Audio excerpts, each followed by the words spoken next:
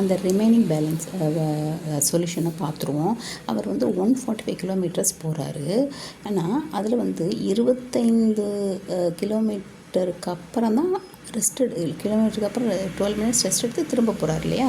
அப்போ அந்த எவ்வளோ 25 கிலோமீட்டருக்கும் நம்ம பார்க்கும்போது 145 25ஆல் டிவைட் பண்ணுறப்ப என்ன ஆகுதுன்னா 5 25ம் பேலன்ஸ் வந்து எவ்வளோ இருக்கும், 20 இருக்கும். சரிங்களா?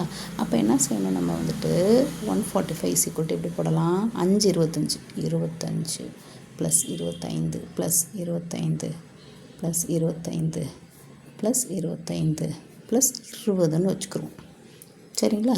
இப்போ 25 25 25 25 25 ப்ளஸ் 20 பேலன்ஸ் மீதம் இருக்குது. சரியா?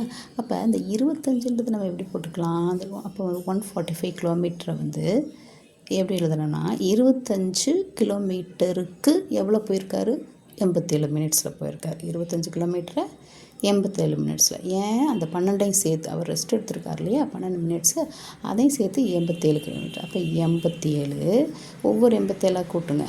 87 ப்ளஸ் 87 ப்ளஸ் 87 ப்ளஸ் 87 ப்ளஸ் 20ன்றது என்னது, பெர் ஹவருக்கு தான் 20. அங்கேயே சம்பளம் கொடுத்துட்டாங்க பெர் ஹவர்ன்றதுனால 60 மினிட்ஸ். சரிங்களா? அப்போ எல்லாத்தையும் ஆட் பண்ணோம்னா என்ன ஆகுது, 87 நல்லா போட்டுருக்காங்க.